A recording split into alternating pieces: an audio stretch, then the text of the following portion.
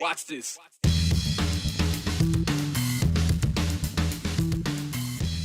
What is going on in North Idaho? If you're from or have spent much time above the 46th parallel, then you already know there's an independent streak that runs through those that call it home. But this past week, that streak has stretched to include a pushback of how the state is responding to the coronavirus. Even before Governor Little, Brad Little that is, declared an extreme state of emergency and issued a 21-day stay-at-home order, area churches were already adapting and calling off congregating to comply with CDC guidelines of no more than 10 people getting together. But at least one church decided they wouldn't do that and would welcome any and all parishioners inside. That church is in Coeur d'Alene, where Idaho Representative Tim Remington is the pastor. They had 125 members last Sunday over 2 services. Then yesterday, Representative Heather Scott from Blanchard put out her monthly newsletter and called for Idahoans to defy Governor Little's order on the grounds that it disregards our Constitution. Bonner County Sheriff Darrell Wheeler then wrote an open letter to the governor saying the same thing. These are elected officials suggesting we should go against what the governor says we should be doing to stop the spread of a pandemic, because it's nothing more, they say, than a power grab. But is it?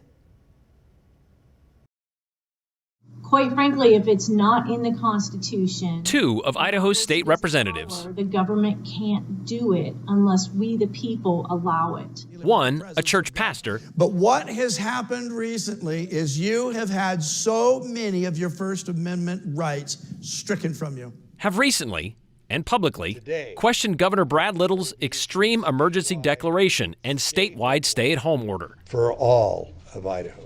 Joining them, the Bonner County Sheriff, with a letter to Governor Little claiming the Constitution was suspended and it must be reinstated in the spirit of liberty.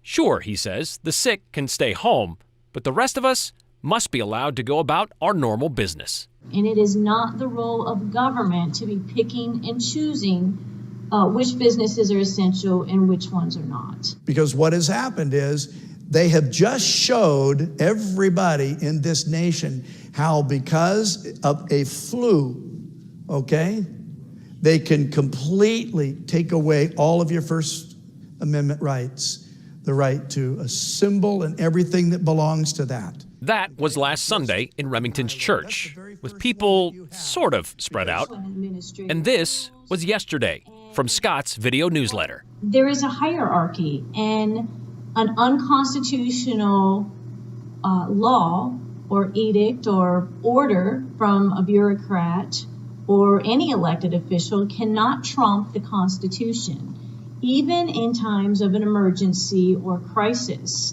which is what we're in right now. True, the federal government has limited powers when it comes to what it can force states or even its citizens to do. But regional or nationwide containment and quarantine to prevent the spread of a virus, it can, thanks to what's written in the 1,700-plus pages of the Public Health Service Act, enacted just last December. Our country's handling of COVID-19 is covered by it. And the current path that I see that our executive branch is on is completely unconstitutional.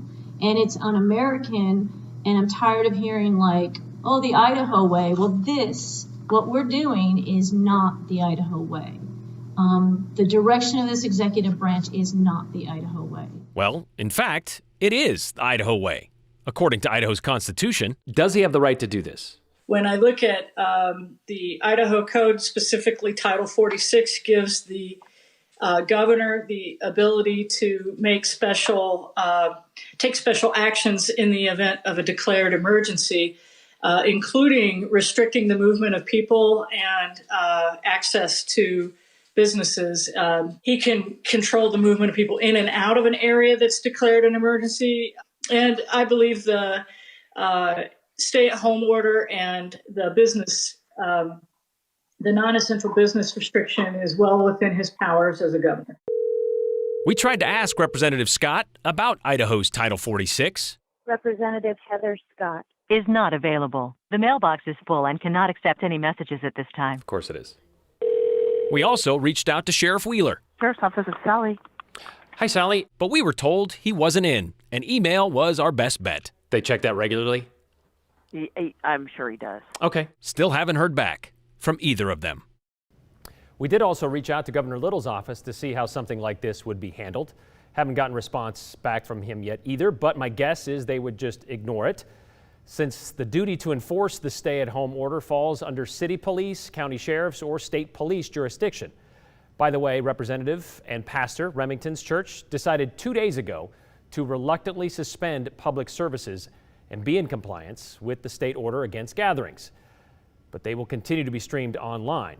And since Representative Scott recorded her message, Idaho has added 725 more cases and 7 more deaths to its COVID total. Know what else is increasing quickly? The need for personal protective equipment.